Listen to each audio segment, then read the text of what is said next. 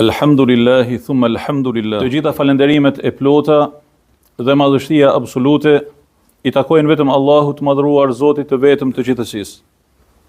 Atë e falenderojmë që na bani prej muslimanëve dhe na përzgjodhi që ta ndjekim rrugën e më të mirit të krijesave të tij, Hazreti Muhammedit alayhi salatu wassalam.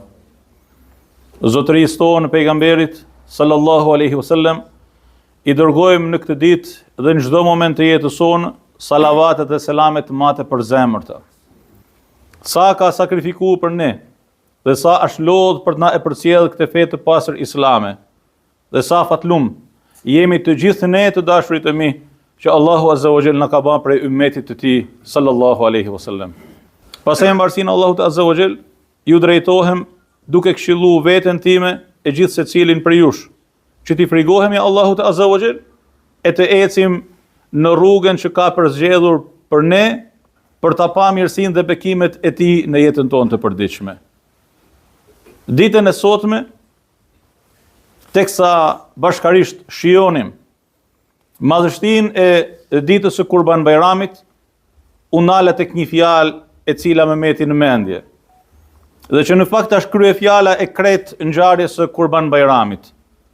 Duke kënu një ilahi të bukur në gjuhën shqipe, ai zotni që na i kënaqi zemrat me zanin e tij si bylbyl, përmendi një fjali: unë jam gati ja Allah. Unë jam gati ja Allah. Është kryefjala e Kurban Bayramit. E unë jam gati ja Allah është kryefjala e jetës sonë të dashurit e mi. Në çdo moment të jetës, ti si musliman e ne si musliman jemi të thirrur nga Zoti i gjithësisë për të thënë unë jam gati ja Allah.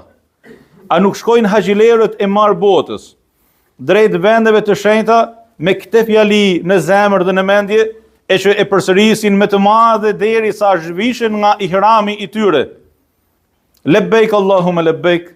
Pra unë të përgjigjem Zoti im, të përgjigjem, që do të thotë unë jam gati për të ardhur pas thirrjes tane. Nëse ne e përkufizojmë këtë shprehje vetëm për haxhilerët, e ndoshta ndonjënit prej nesh mund të mos i mundësohet për ta bërë haxhin asnjëherë në jetë.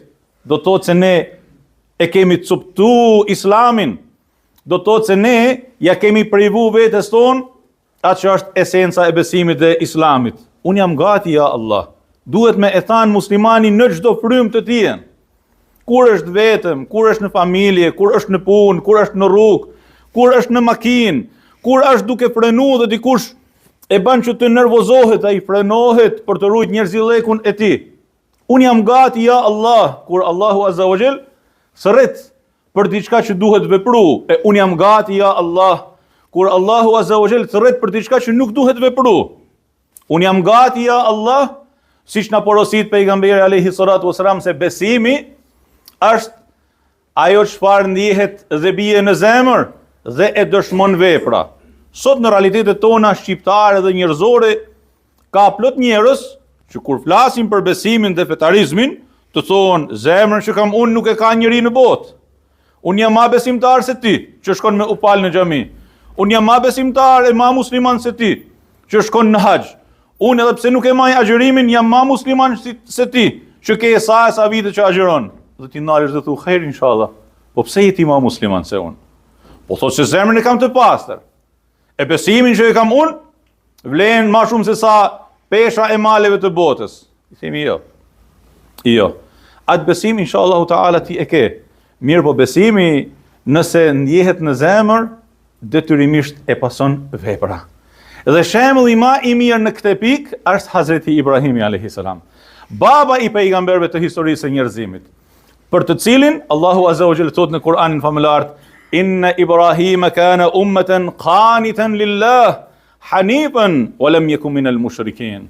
Hazreti Ibrahimi ishte umma, sa një popull, sa një ummet i tanë në besimin e tij, në përkushtimin e tij, si shembull i të mirës, si mësues i të mirës, dhe njeri që i bindej Allahut azza wa jall me vetëdije të plot, dhe e refuzonte idhujtarin me vetëdije të plot, dhe e konfirmon sërish duke thënë ai nuk ishte prej idhujtarëve. Pejgamberit alayhi salatu wasalam, më të miri të racës njerëzore, i drejtohet duke i thënë: thumma auhayna ilayka an ittabi'a millata Ibrahim. Pastaj ne të shpallëm ty duke të thënë ndiqe dhe pasoje rrugën e Ibrahimit alayhi salam. Cila është rruga e Hazreti Ibrahimit? Rruga e Hazreti Ibrahimit alayhi salatu wasalam është unë jam gati ja Allah.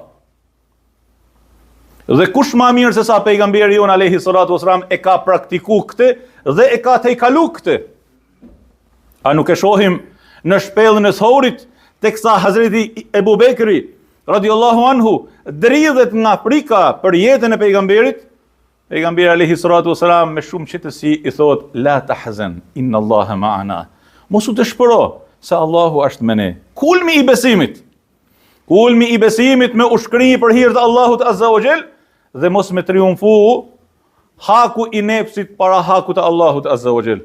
Ditën e Taifit kur e përgjakën, e mërzitën, ja thyn hatrin, dhe ashtu i dëshpëruar dhe i mërzitur dhe i përgjakur dhe i pluhurosur ju basha kurban me nanë e bab.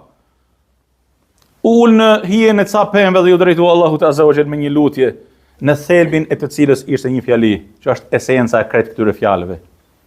Allahumma in lam yakun bika ghadabun alayya fala ubali. Zoti im, nëse kjo që po ndodh me mu nuk është shenjë zemërimi tënd ndaj meje, la ubali, unë nuk pys fare. E let më gjujnë, e let më gjakosin, e let më mysin, e let të shkrihen për dashnin tënde. La ubali. Dhe vjen Hazreti Gjibrili alayhi salam së bashku me melekun e maleve dhe i thon pejgamberit alayhi salatu wasalam, Rabbul Izze të ban selam dhe të thot nëse ti ke dëshirë këtë popull që ty të ka lëndu. Allah, çfarë hatri të madh ka pas alayhi salatu wasalam. Këtë popull që të ka lëndu mes këtyre dy maleve e shkretoi, e baj rafsh, e zhduk nga faqja e dheut, dhe shifni zemrën e madhe, të mësuesit dhe edukatorit më të madh të njerëzimit. I thot Allahumme udhëzoje dhe fale popullin tim, sepse ata nuk e din. E ndoshta nga fëmijët e tyre do të vinë njerëz që do ta madhërojnë Zotin, do ta njësojnë atë. Dhe ashtu qyteti Taifit, një ndër qendrat e besimit të thirrjes islame, ku të gjithë njerëzit e asaj zone pra janë besimtar, janë musliman. Të dashur dhe të shtrajt. Në fund të këtij mesazhi, është shumë e rëndësishme që këto festa të mëdha që kemi, ti analizojmë siç duhet, do të marrim mesazhin e tyre për ta praktikuar në jetën tonë të përditshme. Besimin në zemër, por vepra në jetën e përditshme. Jemi besimtar, jemi musliman, por e kontrollojmë vështrimin, kontrollojmë dëgjimin, kontrollojmë fjalën, gjuhën, kontrollojmë lëvizjet tona, dinamikën e veprimeve tona, për të qenë prej atyre me të cilët Allahu azza wa jall është razi. Dhe në çdo moment me thanë siç Hazreti Ibrahimi alayhi salatu wasalam thoshte, unë jam gati ja Allah. A jemi gati për të thënë unë jam gati ja Allah? Lum ai që e ndjen me zemër dhe e praktikon me veprat e tij dhe e dëshmon ditë pas dite në realitetet e dëshmuara për të qenë me të vërtetë prej evlijave të Allahut azza wa jall, prej mëkamësve të Allahut azza wa jall, prej atyre me të cilët Allahu azza wa jall mburret përpara melekëve dhe bëhet ky njeri, ky evlija i Allahut dhe i dashur i tij, që në çdo moment thotë jam gati ja Allah për çfarë të dush, bëhet garanci dhe siguri, bëhet burim i paqes dhe të mirës dhe i harmonisë dhe i dashurisë dhe i zhvillimit dhe i përparimit për veten e tij, për familjen e tij, për mbar shoqërinë.